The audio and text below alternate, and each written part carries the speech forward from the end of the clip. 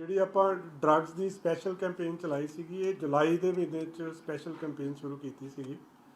ਸੋ ਇਹਨੂੰ 6 ਮਹੀਨੇ ਹੋ ਗਏ ਆ, ਮਾਨਯੋਗ CM ਸਾਹਿਬ ਦੀਆਂ ਹਦਾਇਤਾਂ 'ਤੇ ਸ਼ੁਰੂ ਕੀਤੀ ਗਈ ਸੀ ਇਹ। ਸੋ 6 ਮੰਥਸ ਦਾ ਪਹਿਲਾਂ ਮੈਂ ਦੱਸਣਾ ਚਾਹੂੰਗਾ ਕਿ ਇਹਨਾਂ 6 ਮਹੀਨਿਆਂ ਦੇ ਵਿੱਚ ਟੋਟਲ 7533 FIR ਦਰਜ ਹੋਈਆਂ ਨੇ, ਜਿਸ 'ਚ 9917 ਅਕਿਊਜ਼ਡ ਜਿਹੜੇ ਨੇ ਅਰੈਸਟ ਕੀਤੇ ਗਏ ਨੇ। ਔਰ ਇਹਨਾਂ ਵਿੱਚੋਂ ਕਮਰਸ਼ੀਅਲ ਕੁਆਂਟੀਟੀ ਦੀਆਂ 852 FIR ਨੇ, ਮੀਡੀਅਮ ਕੁਆਂਟੀਟੀ ਦੀਆਂ 5707 ਅਤੇ ਸਮੌਲ ਕੁਆਂਟੀਟੀ ਦੀਆਂ 1010 FIR ਨੇ। ਸਭ ਤੋਂ ਵੱਧ FIR ਜਿਹੜੀਆਂ ਦਰਜ ਹੋਈਆਂ 579 ਅੰਮ੍ਰਿਤਸਰ ਕਮਿਸ਼ਨਰੇਟ 'ਚ ਦਰਜ ਹੋਈਆਂ, 554 ਫਿਰੋਜ਼ਪੁਰ 'ਚ ਦਰਜ ਹੋਈਆਂ ਔਰ 417 ਪਟਿਆਲਾ ਦੇ ਵਿੱਚ ਦਰਜ ਹੋਈਆਂ। ਕਮਰਸ਼ੀਅਲ ਕੁਆਂਟੀਟੀ ਦੇ ਵਿੱਚ ਸਭ ਤੋਂ ਵੱਧ FIR 63 FIR ਪਟਿਆਲੇ 'ਚ ਦਰਜ ਹੋਈਆਂ, 50 FIR ਕਮਿਸ਼ਨਰੇਟ ਲੁਧਿਆਣਾ 'ਚ ਦਰਜ ਹੋਈਆਂ ਔਰ 46 FIR ਜਿਹੜੀਆਂ ਨੇ STF ਦਾ ਜਿਹੜਾ ਪੁਲਿਸ ਸਟੇਸ਼ਨ ਆ SAS ਨਗਰ ਦੇ ਵਿੱਚ ਉੱਥੇ ਦਰਜ ਹੋਈਆਂ। ਟੋਟਲ ਜਿਹੜੀਆਂ FIR 6 ਮਹੀਨਿਆਂ 'ਚ ਦਰਜ ਹੋਈਆਂ ਉਹ 7533 FIR ਦਰਜ ਹੋਈਆਂ। 7533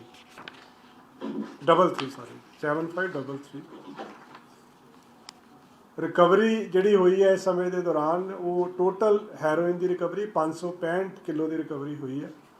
565 ਕਿਲੋ ਦੇ ਵਿੱਚ 418 ਕਿਲੋ ਦੀ ਰਿਕਵਰੀ ਜਿਹੜੀ ਆ ਉਹ ਵਿਦਿਨ ਪੰਜਾਬ ਹੋਈ ਹੈ। 147.5 ਕਿਲੋ ਦੀ ਰਿਕਵਰੀ ਜਿਹੜੀ ਆ ਉਹ ਗੁਜਰਾਤ ਅਤੇ ਮਹਾਰਾਸ਼ਟਰ ਦੇ ਵਿੱਚ, ਜਿਹਦੇ 'ਚ ਪੰਜਾਬ ਪੁਲਿਸ ਦਾ ਬੜਾ ਐਕਟਿਵ ਰੋਲ ਸੀ ਰਿਕਵਰੀ ਦੇ ਵਿੱਚ, ਉਹ ਹੋਈ ਹੈ। 407 ਕਿਲੋ OPM ਦੀ ਰਿਕਵਰੀ ਹੋਈ ਹੈ। 233 ਕੁਇੰਟਲ ਜਿਹੜੀ ਆ ਉਹ ਪੌਪੀ ਹਸਕ ਦੀ ਰਿਕਵਰੀ ਹੋਈ ਹੈ। 24 ਕਿਲੋ ਦੀ ਚਰਸ ਦੀ ਰਿਕਵਰੀ ਹੋਈ ਹੈ ਔਰ ਕਾਫੀ ਵੱਡੀ ਮਾਤਰਾ ਦੇ ਵਿੱਚ ਡਰੱਗ ਮਨੀ ਜਿਹੜਾ ਹੈ 7 ਕਰੋੜ 71 ਲੱਖ 51,641 ਕਰੋੜ ਦੀ ਜਿਹੜੀ ਆ 7 ਕਰੋੜ 71 ਲੱਖ 51,641 ਜਿਹੜਾ ਇਹ ਡਰੱਗ ਮਨੀ ਦੀ ਰਿਕਵਰੀ ਹੋਈ ਹੈ। 1918 ਵਹੀਕਲ ਜਿਹੜੇ ਨੇ ਉਹ ਜ਼ਬਤ ਕੀਤੇ ਗਏ ਆ, ਜਿਹੜੇ NDPS ਐਕਟ ਦੇ ਕੇਸਾਂ ਦੇ ਵਿੱਚ ਇਨਵੋਲਵ ਸੀਗੇ। ਜਿੱਥੋਂ ਤੱਕ ਮੈਡੀਕਲ ਡਰੱਗਸ ਦਾ ਸਵਾਲ ਆ, ਜਿਹਦੇ ਵਿੱਚ ਇੰਜੈਕਸ਼ਨ, ਟੈਬਲੇਟਸ, ਕੈਪਸੂਲ, ਸਿਰਪ ਆ, ਉਹ 33,88,725 ਯੂਨਿਟਸ ਜਿਹੜੇ ਆ ਉਹਦੀ ਰਿਕਵਰੀ ਹੋਈ ਇਸ ਸਮੇਂ ਦੇ ਦੌਰਾਨ। ਔਰ ਇਸੇ ਦੌਰਾਨ ਜਿਹੜੀ ਆਪਣੀ ਸਪੈਸ਼ਲ ਕੈਂਪੇਨ ਚੱਲ ਰਹੀ ਸੀ POs ਦੇ ਖਿਲਾਫ, NDPS ਐਕਟ ਦੇ ਖਿਲਾਫ, ਉਹਦੇ ਵਿੱਚ 608 POs ਓਬਲੀਕ ਅਬਸਕੌਂਡਰਸ ਜਿਹੜੇ ਨੇ NDPS ਐਕਟ ਦੇ, ਉਹ ਫੜੇ ਗਏ ਇਸ ਸਮੇਂ ਦੇ ਦੌਰਾਨ। ਜਿਹੜਾ ਹੋਣ ਵਾਲਾ ਹਫਤਾ ਸੀਗਾ, ਕਿਉਂਕਿ ਹਫਤਾਵਾਰ ਆਪਾਂ ਹਮੇਸ਼ਾ ਪ੍ਰੈਸ ਕਾਨਫਰੰਸ ਕਰਦੇ, ਇਸ ਹਫਤੇ ਦੇ ਵਿੱਚ 247 FIR ਦਰਜ ਹੋਈਆਂ ਅਤੇ 311 ਅਕਿਊਜ਼ ਜਿਹੜੇ ਨੇ ਅਰੈਸਟ ਕੀਤੇ ਆ। ਉਹਦੇ ਵਿੱਚ 19 ਕਮਰਸ਼ੀਅਲ ਕੁਆਂਟੀਟੀ ਦੇ ਕੇਸਿਸ ਨੇ, 246 ਮੀਡੀਅਮ ਕੁਆਂਟੀਟੀ ਦੇ ਔਰ 18 ਸਮੌਲ ਕੁਆਂਟੀਟੀ ਦੇ ਕੇਸਿਸ ਨੇ। ਸਭ ਤੋਂ ਵੱਧ ਇਸ ਹਫਤੇ ਦੇ ਦੌਰਾਨ ਫਿਰੋਜ਼ਪੁਰ 'ਚ ਦਰਜ ਹੋਈਆਂ 27 FIR, 26 ਹੁਸ਼ਿਆਰਪੁਰ 'ਚ, 19 ਅੰਮ੍ਰਿਤਸਰ ਕਮਿਸ਼ਨਰੇਟ ਦੇ ਵਿੱਚ। ਹੈਰੋਇਨ ਦੀ ਜਿਹੜੀ ਰਿਕਵਰੀ ਹੋਈ ਆ ਉਹ 11 ਕਿਲੋ ਦੀ ਰਿਕਵਰੀ ਹੋਈ ਆ, OPM ਦੀ 9 ਕਿਲੋ ਦੀ, ਪੌਪੀ ਹਸਕ ਦੀ 637 ਕਿਲੋ ਦੀ ਔਰ ਇੰਜੈਕਸ਼ਨ ਟੈਬਲੇਟਸ ਦੀ 32,118 ਦੀ ਰਿਕਵਰੀ ਹੋਈ ਆ ਔਰ 13 POs ਓਬਲੀਕ ਅਬਸਕੌਂਡਰਸ ਫੜੇ ਆ। ਪਰ ਸਭ ਤੋਂ ਜਿਹੜੀ ਰਿਮਾਰਕੇਬਲ ਅਚੀਵਮੈਂਟ ਜਿਹੜੀ ਹੁਣੇ ਹੋਈ ਹੈ ਰੀਸੈਂਟਲੀ, ਉਹ ਫਾਜ਼ਿਲਕਾ ਦੇ ਵਿੱਚ ਹੋਈ ਹੈ, ਜਿੱਥੇ 31 ਕਿਲੋ ਜਿਹੜੀ ਹੈ ਹੈਰੋਇਨ ਦੀ ਰਿਕਵਰੀ ਹੋਈ ਆ। 29 ਪੈਕਟ ਫੜੇ ਗਏ ਆ, ਜਿਹਦੇ ਵਿੱਚ 2 ਅਕਿਊਜ਼ਡ ਅਰੈਸਟ ਹੋਏ ਆ, ਇੱਕ ਪਰਮਜੀਤ ਸਿੰਘ ਪੰਮਾ ਔਰ ਇੱਕ ਜਿਹੜਾ ਹੈ ਉਹ ਆਰਮੀ ਦਾ ਜਵਾਨ ਸੀਗਾ, ਜਿਹਦਾ ਨਾਮ ਡਿਸਕਲੋਜ਼ ਨਹੀਂ ਕੀਤਾ ਗਿਆ ਬਿਕੋਜ਼ ਆਫ ਸਿਕਿਉਰਿਟੀ ਰੀਜ਼ਨਸ। ਔਰ ਦੂਸਰੀ ਗੱਲ ਜਿਹੜੀ ਦੱਸਣਯੋਗ ਆ ਕਿ ਫਾਜ਼ਿਲਕਾ ਦੇ ਵਿੱਚ ਉਹਨਾਂ ਨੇ ਬੜੀ ਵਧੀਆ SOP ਬਣਾਈ ਹੋਈ ਆ ਬਾਰਡਰ ਦੇ ਉੱਤੇ, ਜਿਹਦੇ 'ਚ ਵਿਲੇਜ ਡਿਫੈਂਸ ਕਮੇਟੀਜ਼ ਬੜਾ ਇਫੈਕਟਿਵਲੀ ਕੰਮ ਕਰ ਰਹੀਆਂ। ਕਰੀਬ ਉੱਥੇ 36 ਪਿੰਡ ਆ ਜਿਹੜੇ ਬਿਲਕੁਲ ਬਾਰਡਰ ਦੇ ਨਾਲ ਟੱਚ ਕਰਦੇ ਆ ਅਤੇ 63 ਪਿੰਡ ਆ ਜਿਨ੍ਹਾਂ ਦੇ ਵਿੱਚ ਵਿਲੇਜ ਡਿਫੈਂਸ ਕਮੇਟੀਜ਼ ਕੰਮ ਕਰ ਰਹੀਆਂ। ਸੋ ਉਹਦੀ ਜਿਹੜੀ ਬਣਤਰ ਆ ਵਿਲੇਜ ਡਿਫੈਂਸ ਕਮੇਟੀ ਦੀ, ਉਹ 'ਚ ਕਰੀਬ 7 ਤੋਂ ਲੈ ਕੇ 11 ਦੇ ਆਸ-ਪਾਸ ਹਰ ਕਮੇਟੀ ਦੇ ਵਿੱਚ ਜਿਹੜੇ ਨੇ ਉਹ ਉਹਦੇ ਮੈਂਬਰ ਆ ਉਸ ਕਮੇਟੀ ਦੇ, ਜਿਹਦੇ 'ਚ ਐਕਸ ਆਰਮੀ ਪਰਸਨਸ ਵੀ ਆ, ਐਕਸ ਪੁਲਿਸ ਅਫੀਸ਼ੀਅਲਸ ਵੀ ਆ, ਯੂਥ ਵੀ ਆ ਔਰ SSP ਫਾਜ਼ਿਲਕਾ ਉਹਨਾਂ ਨੇ ਇੱਕ ਬੜੀ ਵਧੀਆ SOP ਬਣਾਈ ਹੈ। ਤਦੇ ਹੀ ਉੱਥੇ ਆਪਾਂ ਦੇਖਣ 'ਚ ਆਇਆ ਕਿ ਰੀਸੈਂਟਲੀ 26 ਕਿਲੋ ਦੀ ਪਹਿਲਾਂ ਹੈਰੋਇਨ ਦੀ ਰਿਕਵਰੀ ਹੋਈ, 29 ਕਿਲੋ 31 ਕਿਲੋ ਦੀ ਹੁਣ ਹੋਈ। ਸੋ ਬਹੁਤ ਇਫੈਕਟਿਵਲੀ ਕੰਮ ਕਰ ਰਹੀ ਹੈ। ਅੱਜ ਹੀ ਮਾਨਯੋਗ DGP ਸਾਹਿਬ ਨੇ ਸਾਰੇ ਪੰਜਾਬ ਦੇ ਜਿਹੜੇ SHOs, DSPs, SSPs, CPs, IG ਰੇਂਜਿਸ ਉਹਨਾਂ ਨਾਲ ਵੀ ਇੱਕ ਅੱਜ 1-to-1 VC ਕੀਤੀ ਸੀਗੀ ਬੜੀ ਡਿਟੇਲ ਦੇ ਵਿੱਚ। ਉਹਦੇ 'ਚ ਹੋਰ ਕਈ ਜਿਹੜੇ ਉਹਨਾਂ ਨੇ ਪਹਿਲੂਆਂ ਦੇ ਉੱਤੇ ਉਹਨਾਂ ਨੂੰ ਡਾਇਰੈਕਸ਼ਨਸ ਦਿੱਤੀਆਂ, ਜਿਹਦੇ ਬਾਰੇ 'ਚ ਜਲਦੀ ਜਿਹੜਾ ਪ੍ਰੈਸ ਨੂੰ ਦੱਸਿਆ ਜਾਊਗਾ। ਬਟ ਉਹਦੇ 'ਚ ਵੀ ਇੱਕ ਮੁੱਖ ਮੁੱਦਾ ਜਿਹੜਾ ਸੀਗਾ ਉਹ ਵਿਲੇਜ ਡਿਫੈਂਸ ਕਮੇਟੀਜ਼ ਨੂੰ ਸਟਰੈਂਥਨ ਕਰਨਾ ਸੀਗਾ। ਸੋ ਜਿੰਨਾ ਸਾਡਾ 553 ਕਿਲੋਮੀਟਰ ਦਾ ਬਾਰਡਰ ਆ ਪੰਜਾਬ ਦਾ, ਜਿਹਦੇ ਵਿੱਚ ਕਾਫੀ ਜ਼ਿਲ੍ਹੇ ਲੱਗਦੇ ਆ, 2 ਮੇਨ ਰੇਂਜਿਸ ਲੱਗਦੀਆਂ, ਜਿਹਦੇ 'ਚ ਫਿਰੋਜ਼ਪੁਰ ਰੇਂਜ ਆ ਔਰ ਜਿਹੜੀ ਆ ਬਾਰਡਰ ਰੇਂਜ ਆ ਜਿਹੜੀ ਟੱਚ ਕਰਦੀ ਉਹਨੂੰ, ਉਹ ਸਾਰਿਆਂ 'ਚ ਹੀ ਵਿਲੇਜ ਡਿਫੈਂਸ ਕਮੇਟੀਜ਼ ਨੂੰ ਹੋਰ ਸਟਰੈਂਥਨ ਕੀਤਾ ਜਾਊਗਾ। ਕਿਉਂਕਿ ਦੇਖਣ 'ਚ ਆਇਆ ਕਿ ਬਾਰਡਰ ਏਰੀਆਜ਼ ਦੇ ਵਿੱਚ ਜਿਹੜੀ ਡਰੱਗਸ ਦੀ ਆਮਦ ਹੁੰਦੀ ਆ ਡਰੋਨ ਦੇ ਰਾਹੀਂ ਜਾਂ ਪਾਈਪਸ ਦੇ ਰਾਹੀਂ, ਉਹਨੂੰ ਫੜਨ ਦੇ ਵਿੱਚ ਜਾਂ ਕੰਟਰੀਬਿਊਸ਼ਨ ਜਿਹੜੀ ਹੁੰਦੀ ਆ, ਕੋਆਰਡੀਨੇਸ਼ਨ ਜਿਹੜਾ ਹੁੰਦਾ ਹੈ, ਉਹ ਵਿਲੇਜ ਡਿਫੈਂਸ ਕਮੇਟੀਜ਼ ਦਾ ਬੜਾ ਅੱਛਾ ਯੋਗਦਾਨ ਉਹ 'ਚ ਦੇਖਣ ਨੂੰ ਮਿਲਿਆ ਹੈ। ਸੋ ਇਹ ਸਾਰੇ ਪੰਜਾਬ 'ਚ ਵਿਲੇਜ ਡਿਫੈਂਸ ਕਮੇਟੀਜ਼ ਨੂੰ ਹੋਰ ਸਟਰੈਂਥਨ ਕਰਨ ਜਾ ਰਹੇ ਹਾਂ ਅਸੀਂ। ਦੂਸਰਾ ਜਿਹੜਾ ਲੋਕਾਂ ਦੇ ਵਿੱਚ ਜਿਹੜੀ ਡਰੱਗਸ ਦੇ ਬਾਰੇ 'ਚ ਜਿਹੜਾ ਇੱਕ ਪ੍ਰੈਵਲੈਂਸ ਜਿਹੜੀ ਆ ਡਰੱਗਸ ਦੀ ਜਾਂ ਪਰਸੈਪਸ਼ਨ ਜਿਹੜੀ ਆ, ਉਹਦੇ ਵਾਸਤੇ ਯੂਥ ਨੂੰ ਨਾਲ ਇਨਵੋਲਵ ਕਰ ਰਹੇ ਹਾਂ। ਸਪੋਰਟਸ ਕਲੱਬਸ ਨੂੰ ਇਨਵੋਲਵ ਕਰਾਂਗੇ, ਯੂਥ ਕਲੱਬਸ ਨੂੰ ਇਨਵੋਲਵ ਕਰਾਂਗੇ, ਤਾਂ ਜੋ ਲੋਕਾਂ ਵੱਲੋਂ ਵੀ ਇੱਕ ਅਵੇਅਰਨੈਸ ਕ੍ਰੀਏਟ ਕੀਤੀ ਜਾਵੇ। ਜਿਸ ਤਰ੍ਹਾਂ ਆਪਾਂ ਦੇਖਿਆ ਕਿ ਸੰਗਰੂਰ ਜ਼ਿਲ੍ਹੇ ਦੇ ਵਿੱਚ ਇੱਕ ਪਿੰਡ ਨੇ ਮਤਾ ਪਾਇਆ ਸੀਗਾ ਕਿ ਵੀ ਸਾਡੇ ਪਿੰਡ ਦੇ ਵਿੱਚ ਜਿਹੜੀ ਡਰੱਗਸ ਨੂੰ ਐਂਟਰ ਨਹੀਂ ਕਰਨ ਦਿੱਤਾ ਜਾਊਗਾ। ਸੋ ਸਿਮਿਲਰ ਜਿਹੜਾ ਹੈ ਬਾਕੀ SHOs ਨੂੰ ਵੀ ਹਦਾਇਤ ਕੀਤੀ ਗਈ ਕਿ ਉਹ ਆਪਣੇ ਆਪਣੇ ਲੈਵਲ 'ਤੇ ਟੇਕਅਪ ਕਰਨ ਪੰਚਾਇਤਾਂ ਦੇ ਨਾਲ, ਕਿਉਂਕਿ ਇਹ ਜਿਹੜਾ ਮੈਨੇਸ ਆ ਨਾ ਡਰੱਗਸ ਦਾ ਜੀ, ਇੱਕ ਸੋਸ਼ਲ ਲੈਵਲ 'ਤੇ ਵੀ ਟੈਕਲ ਕਰਨਾ ਬੜਾ ਜ਼ਰੂਰੀ ਆ। ਪੁਲਿਸ ਜਿਹੜਾ ਆਪਣਾ ਕੰਮ ਕਰ ਰਹੀ ਆ, ਜਿਹੜੀ ਆਪਾਂ ਰਿਕਵਰੀਜ਼ ਕਰ ਰਹੇ ਹਾਂ, ਜੋ ਕੁਛ ਅਸੀਂ ਕਰ ਰਹੇ ਹਾਂ, ਇਨਫੋਰਸਮੈਂਟ ਕਰ ਰਹੇ ਹਾਂ ਅਸੀਂ, ਪਰ ਇਹਦੇ ਨਾਲ ਨਾਲ ਅਵੇਅਰਨੈਸ ਔਰ ਜਿਹੜੀ ਸੁਸਾਇਟੀ ਦੀ ਇਨਵੋਲਵਮੈਂਟ ਆ ਬੜੀ ਜ਼ਰੂਰੀ ਆ। ਸੋ ਹੁਣ ਜਿਹੜਾ ਜੰਗੀ ਪੱਧਰ ਦੇ ਉੱਤੇ ਇਸ ਸਾਲ ਤੋਂ ਸਾਰਿਆਂ ਨੂੰ ਨਾਲ ਲੈ ਕੇ, ਪੰਚਾਇਤਾਂ ਨੂੰ ਲੈ ਕੇ, ਵਿਲੇਜ ਡਿਫੈਂਸ ਕਮੇਟੀਜ਼ ਨੂੰ ਲੈ ਕੇ ਇਹਦੇ 'ਤੇ ਜਿਹੜਾ ਸ਼ਿਕੰਜਾ ਹੋਰ ਜ਼ਿਆਦਾ ਚੰਗੀ ਤਰ੍ਹਾਂ ਕੱਸਿਆ ਜਾਊਗਾ, ਤਾਂ ਜੋ ਲੋਕਾਂ 'ਚ ਇੱਕ ਭਾਵਨਾ ਆਵੇ ਕਿ ਵੀ ਡਰੱਗਸ ਦਾ ਜਿਹੜਾ ਪ੍ਰੈਵਲੈਂਸ ਆ ਉਹ ਘਟਿਆ ਹੈ ਔਰ ਅਵੇਲੇਬਿਲਿਟੀ ਘਟਣੀ ਚਾਹੀਦੀ ਆ ਔਰ ਡਿਮਾਂਡ ਵੀ ਘਟਣੀ ਚਾਹੀਦੀ ਹੈ, ਜਿਹੜਾ ਸਾਡਾ ਫੋਕਸ ਆ। ਸੋ ਡਿਮਾਂਡ 'ਤੇ ਵੀ ਬਹੁਤ ਜ਼ਿਆਦਾ ਫੋਕਸ ਰਹੇਗਾ ਕਿ ਡਿਮਾਂਡ ਵੀ ਘਟੇ ਡਰੱਗਸ ਦੀ। ਉਹ ਮੈਂ ਕਰ ਰਿਹਾ ਜੀ।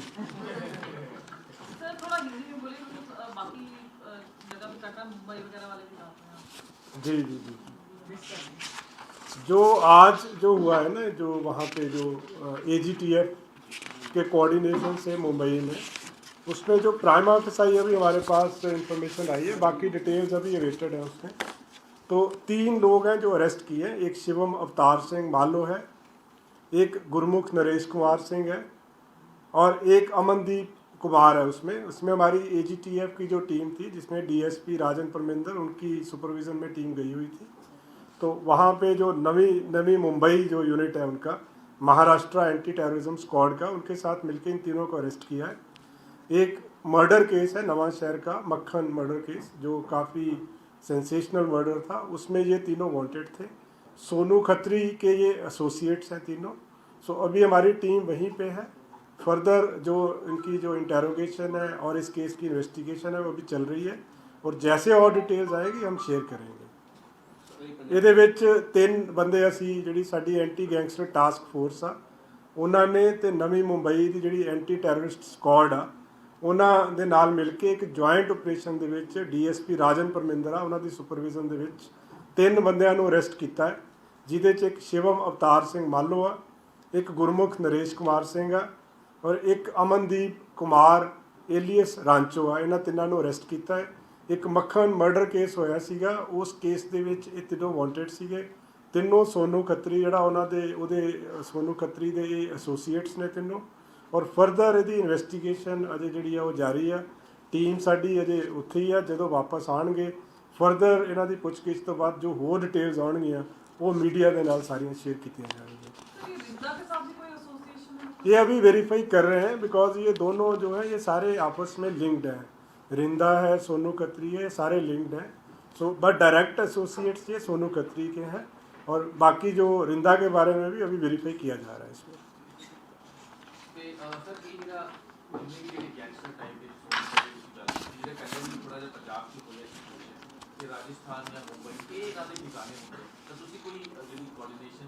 देखो साडा राठी जी बहुत अच्छा कोऑर्ਡੀਨੇਸ਼ਨ ਆ। ਜਿੱਥੇ ਵੀ ਜ਼ਰੂਰਤ ਪੈਂਦੀ ਹੈ ਪੰਜਾਬ ਪੁਲਿਸ ਨੂੰ, ਉੱਥੇ ਹੀ, ਜਿੱਦਾਂ ਹੁਣ ਰਾਜਸਥਾਨ ਪੁਲਿਸ ਨਾਲ ਉਦੋਂ ਕੋਆਰਡੀਨੇਟ ਕੀਤਾ ਸੀਗਾ, ਦਿੱਲੀ ਪੁਲਿਸ ਦੇ ਨਾਲ ਰਹਿੰਦਾ ਹੈ, ਸਿਮਿਲਰਲੀ ਮੁੰਬਈ ਪੁਲਿਸ ਦੇ ਨਾਲ। ਸੋ ਸਾਰਿਆਂ ਨਾਲ ਕੋਆਰਡੀਨੇਸ਼ਨ ਰਹਿੰਦਾ ਹੈ, ਕਿਉਂਕਿ ਇੱਕ ਜੁਆਇੰਟ ਆਪਰੇਸ਼ਨ ਸੀਗਾ। ਜਿਹਦੇ 'ਚ ਇਨਪੁਟਸ ਸਾਰੀਆਂ ਪੰਜਾਬ ਪੁਲਿਸ ਦੀਆਂ ਸੀਗੀਆਂ। ਫਰਦਰ ਜਿੱਥੇ ਦੀ ਜ਼ਰੂਰਤ ਹੁੰਦੀ ਹੈ, ਜਿੱਥੋਂ ਦੀ ਪੁਲਿਸ ਦੀ ਪ੍ਰੋਪਰ, ਉੱਥੋਂ ਸਾਨੂੰ ਸਹਿਯੋਗ ਮਿਲਦਾ ਵਾ। ਔਰ ਇਹ ਜਦੋਂ ਆਪਾਂ ਸਿਰਫ ਇਸ ਦੀ ਗੱਲ ਨਹੀਂ ਕਰ ਰਹੇ, ਹੁਣ ਜਿੱਦਾਂ NCB ਨੇ ਇੱਕ ਬੜਾ ਵੱਡਾ ਰੈਕੇਟ ਫੜਿਆ ਹੈ, ਉਹਨਾਂ ਨੇ 16 ਬੰਦੇ ਜਿਹੜੇ ਨੇ ਅਰੈਸਟ ਕੀਤੇ ਨੇ ਡਰੱਗਸ ਦੇ ਕੇਸਿਸ 'ਚ। ਉਹਦੇ 'ਚ 2 ਕਲੈਂਡਸਟੀਨ ਜਿਹੜੀਆਂ ਲੈਬੋਰੇਟਰੀਜ਼ ਚੱਲ ਰਹੀਆਂ ਸੀਗੀਆਂ, ਕਾਫੀ ਵੱਡੀ ਮਾਤਰਾ ਦੇ ਵਿੱਚ ਰਿਕਵਰੀ ਹੋਈ ਆ। ਉਹ ਵੀ ਇੱਕ ਜੁਆਇੰਟ ਆਪਰੇਸ਼ਨ ਸੀਗਾ। ਜਿਹੜਾ ਸਾਡਾ ਕਾਊਂਟਰ ਇੰਟੈਲੀਜੈਂਸ ਵਿੰਗ ਆ, ਦੇ were in constant touch with NCB। So NCB ਦੇ ਜਿਹੜੇ ਆਪਣੇ ਜ਼ੋਨਲ ਡਾਇਰੈਕਟਰ ਨੇ, ਉਹਨਾਂ ਨੇ ਵੀ ਬੜੀ ਵਿਸਥਾਰ 'ਚ ਇਹਦੇ ਬਾਰੇ 'ਚ ਦੱਸਿਆ ਹੈ। ਔਰ ਪੰਜਾਬ ਪੁਲਿਸ ਦਾ ਜਿਹੜਾ ਕੋਆਰਡੀਨੇਸ਼ਨ ਸੀ, ਉਹਨੂੰ ਵੀ ਇਕਨੋਲੇਜ ਕੀਤਾ ਉਹਨਾਂ ਨੇ। ਸੋ ਸਾਡਾ Punjab police the with NCB, with ਜਿੱਦਾਂ ਬਾਰਡਰ ਦੀ ਗੱਲ ਕਰੀਏ BSF ਦੇ ਨਾਲ, ਡਰੱਗਸ ਦੀ ਗੱਲ ਕਰੀਏ NCB ਦੇ ਨਾਲ, ਸਿਮਿਲਰਲੀ ਬਾਕੀ ਸਟੇਟਸ ਦੀਆਂ ਜਿਹੜੀਆਂ ਸਪੈਸ਼ਲਾਈਜ਼ਡ ਫੋਰਸਿਸ ਹੈ ਉਹਨਾਂ ਨਾਲ ਵੀ, ਔਰ ਸਟੇਟਸ ਦੀ ਜਿਹੜੀ ਪੁਲਿਸ ਆ ਉਹਨਾਂ ਨਾਲ ਵੀ ਬੜਾ ਵਧੀਆ ਕੋਆਰਡੀਨੇਸ਼ਨ ਆ। ਕਿਉਂਕਿ ਸਾਡੇ ਆਪਣੇ ਜਿਹੜੇ ਸਪੈਸ਼ਲਾਈਜ਼ਡ ਯੂਨਿਟਸ ਆ, ਚਾਹੇ ਉਹ ਇੰਟਰਨਲ ਸਿਕਿਉਰਿਟੀ ਹੋਵੇ, ਕਾਊਂਟਰ ਇੰਟੈਲੀਜੈਂਸ ਆ, ਐਂਟੀ ਗੈਂਗਸਟਰ ਟਾਸਕ ਫੋਰਸ ਆ, ਇਹ ਸਾਰੇ ਹੀ ਬਾਕੀ ਜਿਹੜੀਆਂ ਏਜੰਸੀਜ਼ ਆ, ਸੈਂਟਰਲ ਏਜੰਸੀਜ਼ ਦੇ ਨਾਲ ਵੀ ਔਰ ਸਟੇਟ ਏਜੰਸੀਜ਼ ਦੇ ਨਾਲ ਵੀ ਇਫੈਕਟਿਵਲੀ ਕੋਆਰਡੀਨੇਟ ਕਰਕੇ ਹੀ ਚੱਲ ਰਹੀਆਂ ਬਹੁਤ ਵਧੀਆ ਤਰ੍ਹਾਂ। ਸਰ, ਇਹਦੇ ਵਿੱਚ ਅਗਰ ਦੀ ਗੱਲ ਕੀਤੀ ਜਾਵੇ, ਕੈਦੀ ਜਿਹੜੇ ਸਿੱਧੂ ਮੂਸੇਵਾਲੇ ਦੇ ਨਾਲ ਜੁੜੇ ਜਾਂ ਸਾਹਮਣੇ ਆਉਂਦੇ ਨੇ, ਜਿਨ੍ਹਾਂ ਕੈਦੀਆਂ ਨੇ ਹਮਲਾ ਕੀਤਾ ਜੇਲ੍ਹ ਦੇ ਵਿੱਚ, ਕਿ ਇਸ ਦੇ ਪਿੱਛੇ ਕੋਈ ਸਾਜ਼ਿਸ਼ ਹੋਏਗੀ ਉਹਨਾਂ ਨੇ ਹਮਲਾ? ਇਹਦੀਆਂ ਅਜੇ ਨਾ ਡਿਟੇਲਸ ਅਵੇਟਡ ਨੇ ਜੀ, ਅਜੇ ਤਾਂ ਜਸਟ ਜਦੋਂ ਮੈਂ ਆ ਰਿਹਾ ਸੀ ਉਦੋਂ ਹੀ ਪਤਾ ਲੱਗਿਆ। ਸੋ ਕੋਈ ਡਿਟੇਲਸ ਆਉਂਦੀਆਂ ਫਿਰ ਆਪਾਂ ਸ਼ੇਅਰ ਕਰ ਲਾਂਗੇ। ਅਜੇ ਤਾਂ ਬਹੁਤ ਪ੍ਰੀਲਿਮਿਨਰੀ ਜੀ ਇਨਫੋਰਮੇਸ਼ਨ ਆਈ ਹੈ। ਸਰ, ਤੁਸੀਂ ਦੱਸਿਆ ਕਿ NCB ਨੇ ਲੁਧਿਆਣਾ ਦੀ ਲੈਬ ਕਰ ਜੀ ਜੀ ਉਹ ਸਾਰਾ ਲੈਵਲ ਤੇ ਜਿਹੜੀ ਹੈ ਪ੍ਰੋਪਰਟੀ ਵੀ ਸੀਜ਼ ਕੀਤੀ, ਹਾਲਾਂਕਿ ਉਹਨੇ ਕਿਹਾ ਕਿ ਕਾਊਂਟਰ ਪੰਜਾਬ ਪੁਲਿਸ ਦਾ ਜਿਹੜਾ ਸਹਿਯੋਗ ਹੈ, ਤੇ ਇਸ ਤਰ੍ਹਾਂ ਦੀ ਇਹ ਸਾਰੇ ਜਿਹੜੇ ਬੜੇ ਨੇ ਅਕਸ਼ੇ ਛਾਬੜਾ ਜਿਹੜਾ ਇਹਨਾਂ ਦਾ ਮਾਸਟਰ ਉਹ ਹੈ ਦੁਬਈ ਤੋਂ ਰਿਲੇਟਡ ਹੈਗੇ, ਕ੍ਰੋਸ ਬਾਰਡਰ ਹੈਗੇ, ਤੇ ਪੰਜਾਬ ਪੁਲਿਸ ਕਿਸ ਤਰ੍ਹਾਂ ਕਰ ਰਹੀ ਹੈ? ਕਿਉਂਕਿ ਇਹ ਜਿਹੜਾ ਨੈਕਸਸ ਹੈ ਬਹੁਤ ਵੱਡਾ ਹੈ। ਉਹ ਕਹਿੰਦੇ ਵਾਈਟ ਕਾਲਰ ਵੀ ਇਹਦੇ ਵਿੱਚ ਇਨਵੋਲਵ ਨੇ, ਲਗਾਤਾਰ ਅਸੀਂ ਇਹਦੇ ਵਿੱਚ ਕੰਮ ਕਰ ਰਹੇ। ਨਹੀਂ ਦੇਖੋ, ਇਹਦੀ ਇਨਵੈਸਟੀਗੇਸ਼ਨ ਪ੍ਰਾਇਮਰੀ ਤੌਰ ਤੇ ਕਿਉਂਕਿ ਕੇਸ NCB ਦੇ ਕੋਲ ਆ, ਬਟ ਸਾਡਾ ਜਿਹੜਾ ਕਾਊਂਟਰ ਇੰਟੈਲੀਜੈਂਸ ਜਿਹੜਾ ਯੂਨਿਟ ਆ ਉਹ ਤਾਂ ਕਨਸਟੈਂਟਲੀ ਟੱਚ 'ਚ ਆ। ਫਰਦਰ ਜਿਹੜੇ ਏਰੀਆ 'ਚ ਜੋ ਉਹਨਾਂ ਨੇ ਦੇਖੋ ਪ੍ਰੋਪਰਟੀਜ਼ ਫਰੀਜ਼ ਕਰ ਰਹੀਆਂ, ਉਹਨਾਂ ਨੇ ਉਹਦੇ ਵਾਸਤੇ ਉਹਨਾਂ ਨੂੰ ਜਿਹੜੀ ਕੋਆਰਡੀਨੇਸ਼ਨ ਦੀ ਜ਼ਰੂਰਤ ਆ। ਉਹ ਜਿਸ ਤਰ੍ਹਾਂ ਉਹਨਾਂ ਨੇ ਡਿਟੇਲ ਦੇ ਵਿੱਚ ਦੱਸਿਆ ਹੀ ਹੈ ਕਿ ਉਹਨਾਂ ਦੀ ਇਨਵੈਸਟੀਗੇਸ਼ਨ ਹਰ ਪਹਿਲੂ ਤੋਂ ਚੱਲ ਰਹੀ ਆ।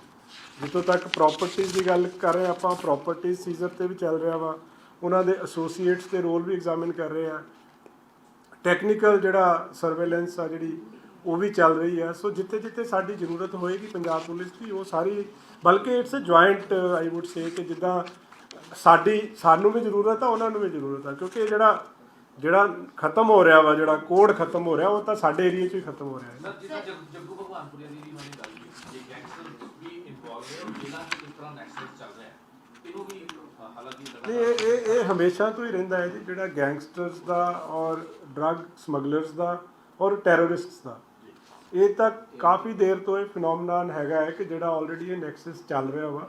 ਇਹਦੇ ਵਿੱਚ ਵੀ ਇੱਕ ਕੇਸ ਦੇ ਵਿੱਚ ਇੱਕ ਐਸੋਸੀਏਟ ਹੈਗਾ ਜਿਹੜਾ ਬੰਦਾ ਜੱਗੂ ਭਗਵਾਨਪੁਰੀਆ ਨਾਲ ਲਿੰਕਡ ਸੀਗਾ। ਸੋ ਇਸ ਐਂਗਲ ਨੂੰ ਤਾਂ ਤਦੇ ਇਹੀ ਰੀਜ਼ਨ ਆ ਕਿ ਕਾਊਂਟਰ ਇੰਟੈਲੀਜੈਂਸ ਵਿੰਗ ਜਿਹੜਾ ਹੈ ਸਾਡਾ, ਉਹ ਮੇਨਲੀ ਟੈਰਰਿਸਟ ਰਿਲੇਟਡ ਇਸ਼ੂਜ਼ 'ਤੇ ਜ਼ਿਆਦਾ ਆਪਰੇਟ ਕਰਦਾ ਹੈ। ਔਰ ਇਸ ਕੇਸ ਦੇ ਵਿੱਚ ਬਿਕੋਜ਼ ਇੱਕ ਕਾਮਨ ਐਂਗਲ ਸੀਗਾ ਨਾਰਕੋ ਟੈਰਰਿਜ਼ਮ ਦਾ ਵੀ, ਸਮਗਲਿੰਗ ਦਾ ਵੀ ਸਾਰਾ, ਉਸ ਕਰਕੇ ਉਹਨਾਂ ਨਾਲ ਲਗਾਤਾਰ ਟੱਚ ਦੇ ਵਿੱਚ ਨੇ। ਔਰ ਇਹ ਫਰਦਰ ਜਿਹੜੀ ਇਨਵੈਸਟੀਗੇਸ਼ਨ ਸਾਡੀ ਚੱਲ ਰਹੀ ਆ, ਉਹਦੇ ਵਿੱਚ ਵੀ ਅਸੀਂ ਟੱਚ 'ਚ ਵੀ ਰਵਾਂਗੇ, ਔਰ ਜਿੱਥੇ ਜਿੱਥੇ ਜ਼ਰੂਰਤ ਪੈਂਦੀ ਆ ਉਹਨਾਂ ਨੂੰ ਸਾਡੀ ਜਾਂ ਸਾਨੂੰ ਉਹਨਾਂ ਦੀ, ਉਹ ਸਾਰਾ ਪ੍ਰੋਪਰ ਕੀਤਾ ਜਾਏਗਾ। ਸਰ, NCB ਨੇ ਅੱਜ ਇਹ ਗੱਲ ਵੀ ਕਹੀ ਹੈ, ਕਹਿੰਦੇ ਕਿ ਹਾਲੇ ਵੀ ਜਿਹੜੀ ਤਸਕਰੀ ਹੋ ਰਹੀ ਹੈ, ਜੋ ਵੀ ਪਲੈਨਿੰਗ ਹੋਈ ਹੈ, ਜੇਲ੍ਹਾਂ ਦੇ ਵਿੱਚ ਬੈਠੇ ਗੈਂਗਸਟਰ ਕਰ ਰਹੇ ਨੇ, ਅੰਦਰ ਹੀ ਮੀਟਿੰਗਸ ਹੋ ਰਹੀਆਂ ਨੇ, ਅੰਦਰੋਂ ਹੀ ਸਾਰੀ ਕਾਲਸ ਜਾ ਰਹੀਆਂ ਨੇ। ਉਹਦੇ ਵਾਸਤੇ ਪੰਜਾਬ ਪੁਲਿਸ ਨਹੀਂ ਦੇਖੋ, ਉਹਦੇ ਵਾਸਤੇ ਪਿਛਲੀ ਵਾਰੀ ਨਾ DGP ਸਾਹਿਬ ਨੇ ਕਾਫੀ ਡਿਟੇਲ 'ਚ ਦੱਸਿਆ ਸੀਗਾ। ਪ੍ਰਾਇਮਰੀਲੀ ਪ੍ਰਿਜ਼ਨ ਡਿਪਾਰਟਮੈਂਟ ਇਸ ਚੀਜ਼ ਨੂੰ ਕਰ ਰਿਹਾ। ਇੱਕ ਤਾਂ ਅਸੀਂ ਜੇਲ੍ਹਾਂ ਦੀ ਸਿਕਿਉਰਿਟੀ ਦੀ ਸਟਰੈਂਥਨਿੰਗ ਦੀ ਗੱਲ ਵੀ ਚੱਲ ਰਹੀ ਆ, ਉਹਦੇ ਵਿੱਚ ਕਈ ਪਹਿਲੂ ਨੇ, ਉਹਦੇ ਵਿੱਚ ਕਈ ਇਨਫਰਾਸਟਰਕਚਰਲ ਇਸ਼ੂਜ਼ ਨੇ ਜਿਨ੍ਹਾਂ ਨੂੰ ਟੈਕਲ ਕਰਨਾ ਜ਼ਰੂਰੀ ਹੈ। ਸੋ ਉਹ ਸਾਰੀਆਂ ਚੀਜ਼ਾਂ, ਕੁਛ ਜੇਲ੍ਹ ਨੂੰ ਹਾਈ ਸਿਕਿਉਰਿਟੀ ਜੇਲ੍ਹ ਬਣਾਉਣ ਦਾ ਵਿਚਾਰ ਕੀਤਾ ਜਾ ਰਿਹਾ ਵਾ। ਸੋ ਉਹ ਜੇਲ੍ਹਾਂ ਦੇ ਉੱਤੇ ਤਾਂ ਬਹੁਤ ਜ਼ਿਆਦਾ ਫੋਕਸ ਆ, ਬਲਕਿ ਜਿਹੜੇ ਹਾਰਡ ਕੋਰ ਕ੍ਰਿਮੀਨਲਸ ਜੇਲ੍ਹਾਂ ਦੇ ਵਿੱਚ ਬੰਦ ਨੇ, ਦੇਖੋ ਆਪਣੇ ਨੋਟਿਸ 'ਚ ਤਾਂ ਕੁਝ ਕੇਸ ਆਉਂਦੇ ਆ, ਬਹੁਤ ਸਾਰੇ ਪ੍ਰੀਵੈਂਸ਼ਨ ਵੀ ਹੁੰਦੀ ਆ ਉਹਦੇ ਵਿੱਚ। ਕਈ ਚੀਜ਼ਾਂ ਸਰਪ੍ਰਾਈਜ਼ ਚੈਕਿੰਗ ਦੇ ਵਿੱਚ ਮੋਬਾਈਲ ਫੜੇ ਜਾਂਦੇ ਆ, ਕਈ ਵਾਰੀ ਸਰਪ੍ਰਾਈਜ਼ ਚੈਕਿੰਗ ਦੇ ਵਿੱਚ ਕਈ ਜਿਹੜੇ ਤੁਸੀਂ ਕਹਿ ਲਓ ਪਲੈਨਿੰਗਸ ਜਿਹੜੀਆਂ ਨੇ ਅਨਅਰਥ ਹੋ ਜਾਂਦੀਆਂ, ਜਿਹੜੀਆਂ ਕਿ ਐਗਜ਼ੀਕਿਊਟ ਨਹੀਂ ਕੀਤੀਆਂ ਜਾਂਦੀਆਂ। ਸਰ, ਇਹਦੇ ਵਿੱਚ ਇਹ ਵੀ ਹੋਏਗਾ ਕਿ ਤੁਸੀਂ ਕਹਿ ਰਹੇ ਹੋ ਕਿ ਹਾਈ ਸਿਕਿਉਰਿਟੀ ਜੇਲ੍ਸ ਬਣੂਗੀਆਂ ਤੇ ਫਿਰ ਨਹੀਂ ਆਈ ਮੀਨ ਟੂ ਸੇ ਕਿ ਇਹ ਤਾਂ ਇੱਕ ਕਨਸਟੈਂਟ ਜਿਹੜਾ ਪ੍ਰੋਸੈਸ ਆ।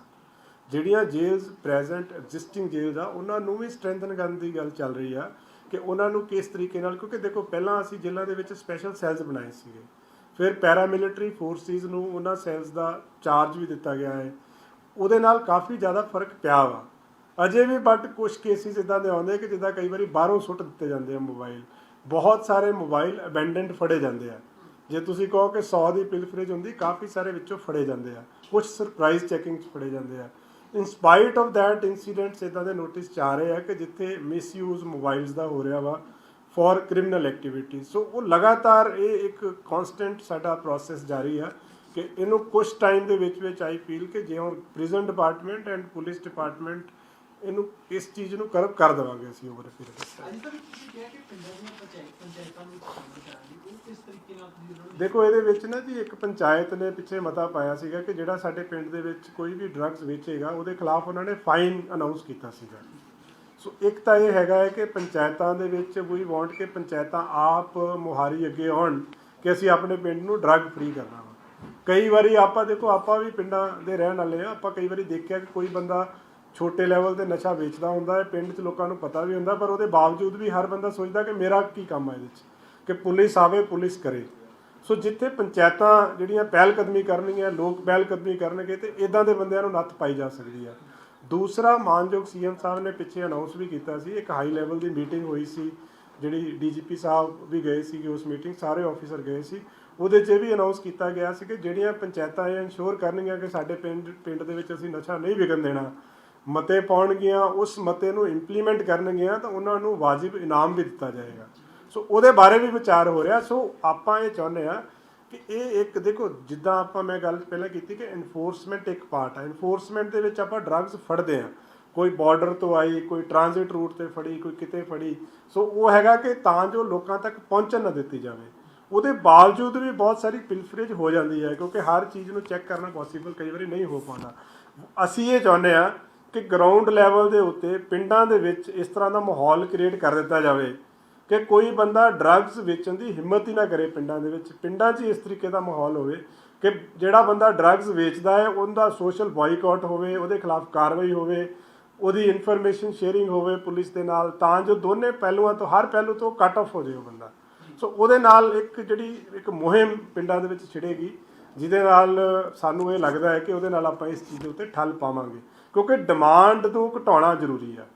ਜਦੋਂ ਡਿਮਾਂਡ ਘਟੇਗੀ ਤਾਂ ਜਿਹੜੀ ਸਪਲਾਈ ਆਪਣੇ ਆਪ ਉਹਦੀ, ਜਦੋਂ ਡਿਮਾਂਡ ਘਟਦੀ ਹੈ ਸਪਲਾਈ ਵੀ ਘਟ ਜਾਂਦੀ ਹੈ ਉਹਦੇ ਨਾਲ। ਦੂਜਾ ਸਵਾਲ ਇਹ ਹੈ ਕਿ ਸਰਕਾਰ ਨੇ ਕਿਹਾ ਸੀ ਕਿ ਅਸੀਂ ਜ਼ਮੀਨਾਂ ਕੁਝ ਕਰਾਂਗੇ, 7500 ਕੇਸੀ ਤੁਸੀਂ ਐਫਆਈਆਰ ਦਿੱਤੀਆਂ ਨੇ, ਇਹਦੇ ਵਿੱਚੋਂ ਕਿੰਨੀ ਕੁ ਆਇਡੈਂਟੀਫਾਈ ਤੁਸੀਂ? ਦੇਖੋ ਇਹਦੇ ਵਿੱਚ ਨਾ ਜੀ ਇੱਕ ਪ੍ਰੋਸੈਸ ਹੁੰਦਾ ਹੈ ਜਿਹਦੇ 'ਚ ਆਪਾਂ ਕਮਰਸ਼ੀਅਲ ਕੁਆਂਟੀਟੀ ਜਦੋਂ ਕਿਸੇ ਤੋਂ ਫੜਦੇ ਆ ਨਾ, ਉਸ ਜਾਂ ਜਿਹਨੂੰ ਪਨਿਸ਼ਮੈਂਟ 10 ਸਾਲ ਤੋਂ ਉੱਪਰ ਹੋਈ ਹੁੰਦੀ ਹੈ ਕਿਸੇ ਕੇਸ ਦੇ ਵਿੱਚ, ਉਹਦੀ ਪ੍ਰਾਪਰਟੀ ਫਰੀਜ਼ ਕਰ ਸਕਦੇ ਹਾਂ ਆਪਾਂ।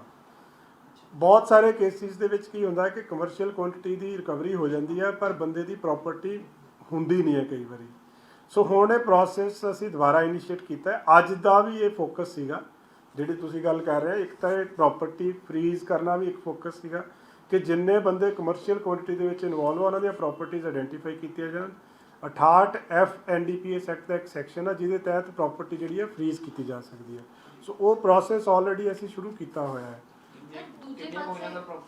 ਦੇਖੋ ਲਾਸਟ ਈਅਰ ਕਾਫੀ ਹੋਈਆਂ ਸੀਗੀਆਂ, ਹੁਣ ਇਸ ਟਾਈਮ ਮੇਰੇ ਕੋਲ ਡਾਟਾ ਨਹੀਂ ਹੈ। ਇਫ ਯੂ ਵਾਂਟ ਆਪਾਂ ਨੈਕਸਟ ਵੀਕ ਸ਼ੇਅਰ ਕਰ ਦਾਂਗੇ। ਕਾਫੀ ਪ੍ਰਾਪਰਟੀਜ਼ ਜਿਹੜੀਆਂ ਫਰੀਜ਼ ਹੋਈਆਂ। ਅੱਜ ਸਰ ਦੇਖਿਆ ਜਾਂਦਾ ਕਿ ਬਹੁਤ ਸਾਰੇ ਜਿਹੜੇ ਇਹੋ ਜਿਹੇ ਨਸ਼ਾ ਵੇਚਣ ਵਾਲੇ ਤਸਕਰ ਹੁੰਦੇ ਨੇ, ਉਹਨਾਂ ਨੂੰ ਘਰਦਿਆਂ ਨੇ ਬੇਦਖਲ ਕੀਤਾ ਹੁੰਦਾ, ਤੇ ਫਿਰ ਉਸ ਮਾਮਲੇ ਦੇ ਵਿੱਚ ਕੀ ਹੈਗਾ ਜਿਹੜੇ ਘਰ ਨਹੀਂ ਉਹਦੇ 'ਚ ਦੇਖੋ ਇਹ ਇਦਾਂ ਨਹੀਂ ਹੁੰਦਾ ਜੀ। ਜਿਹੜਾ ਲਾਅ ਆ ਨਾ ਜੀ, ਉਸ ਵਿਅਕਤੀ ਦੇ ਨਾਮ, ਉਹ ਲਾਅ ਬੜਾ ਸਪਸ਼ਟ ਆ ਔਰ ਉਹਦੇ ਵਿੱਚ ਇਦਾਂ ਸਟ੍ਰੇਟ ਫਾਰਵਰਡ ਨਹੀਂ ਹੈ। ਉਹਦੇ 'ਚ ਬੜੇ ਸਟ੍ਰਿੰਜੈਂਟ ਆ। ਜਿਹੜੀ ਪ੍ਰਾਪਰਟੀ ਆ ਉਸ ਬੰਦੇ ਦੇ ਨਾਮ ਤੇ ਹੋਣੀ ਚਾਹੀਦੀ ਆ, ਜਾਂ ਉਹਦੇ 'ਚ ਬਕਾਇਦਾ ਮੈਂਬਰਸ ਦੇ ਨਾਮ ਲਿਖੇ ਕਿਹਦੇ ਨਾਮ ਤੇ ਹੋ ਸਕਦੀ ਆ, ਪਿਛਲੇ 6 ਸਾਲਾਂ ਦੇ ਵਿੱਚ ਖਰੀਦੀ ਹੋਣੀ ਚਾਹੀਦੀ ਆ।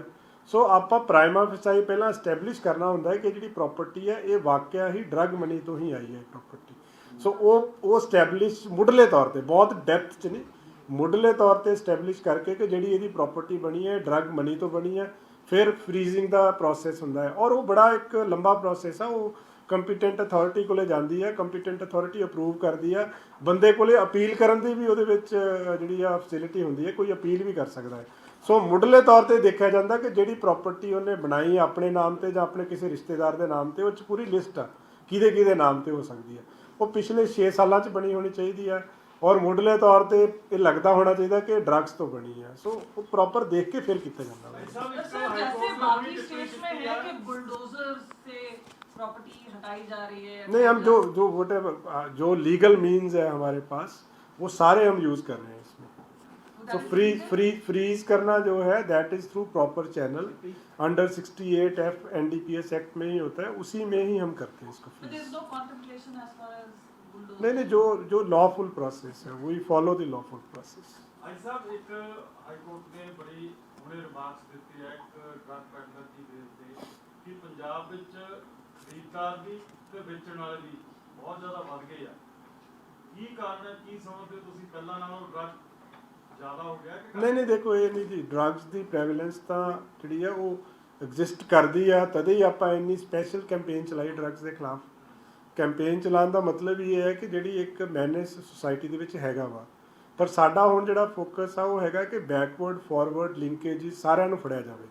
ਜਿਹਦੇ ਤੋਂ ਡਰੱਗ ਫੜੀ ਜਾਂਦੀ ਆ ਉਹ ਪਿੱਛੋਂ ਕਿੱਥੋਂ ਲੈ ਕੇ ਆਇਆ ਸੀ, ਉਹਨੇ ਅੱਗੇ ਕਿੱਥੇ ਸਪਲਾਈ ਕਰਨੀ ਸੀਗੀ।